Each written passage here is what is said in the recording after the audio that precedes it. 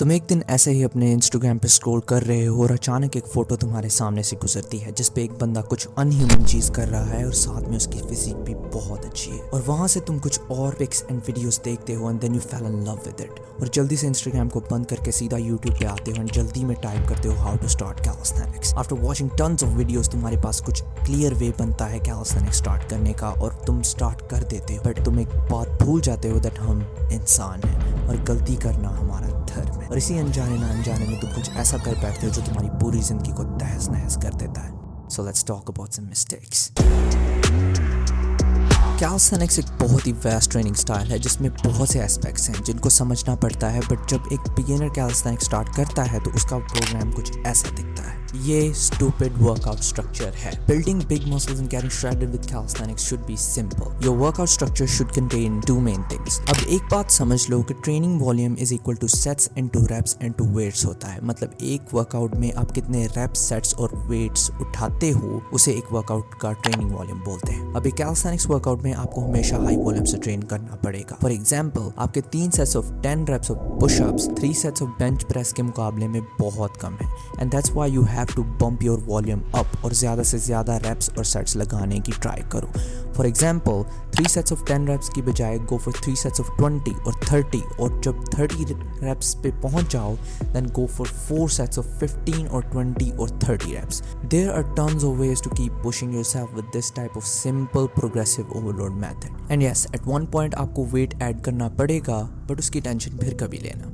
Second factor is training frequency. अब देखो calisthenics workouts लगाने से बॉडी इतनी सोर नहीं होती as compared to gym workouts. ये भी आधा सच है जिसके बारे में कभी और बात करेंगे। बट आपको कैलिस्थेनिक्स वर्कआउट्स की फ्रीक्वेंसी बहुत ज़्यादा रखनी चाहिए। द रीज़न आप रिजल्ट्स नहीं पा रहे दैट इज़ बिकॉज आप हर मसल ग्रुप को 2 से 3 दफ़ा एक वीक में ट्रेन नहीं कर रहे। इन 1970s आर्नोल्ड जैसे बड़े बड़े body builders used to train each muscle group 3 times a week and also they used to follow 4 body workout split in normal training days. आपको इस चीज़ का फ़ायदा उठाना चाहिए कि आपकी बॉडी जल्दी से जल्दी रिकवर हो जाती है with right recovery with calisthenics workouts. So I would suggest कि या तो अपने ट्रेनिंग स्प्लिट को पुश पुल लेग्स पे ले आओ अगर आप 6 times a week ट्रेन करना चाहते हो, और अगर आप हफ्ते में 5 दिन ट्रेनिंग करना चाहते हो with higher intensity then there is no better split than full body workouts and it's my personal favourite. Let's move on to second mistake.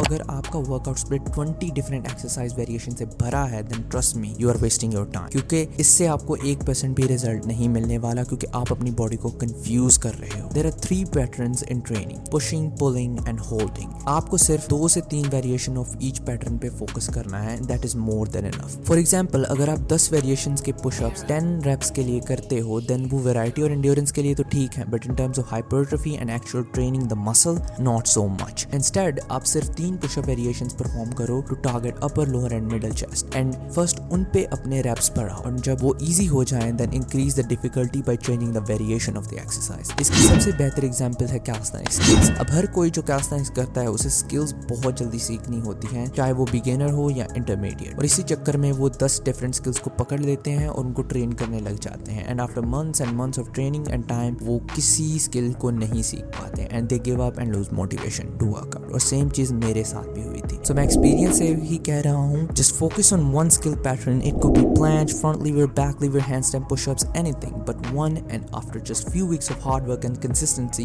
you will achieve it. I promise. Same goes for training your actual muscles.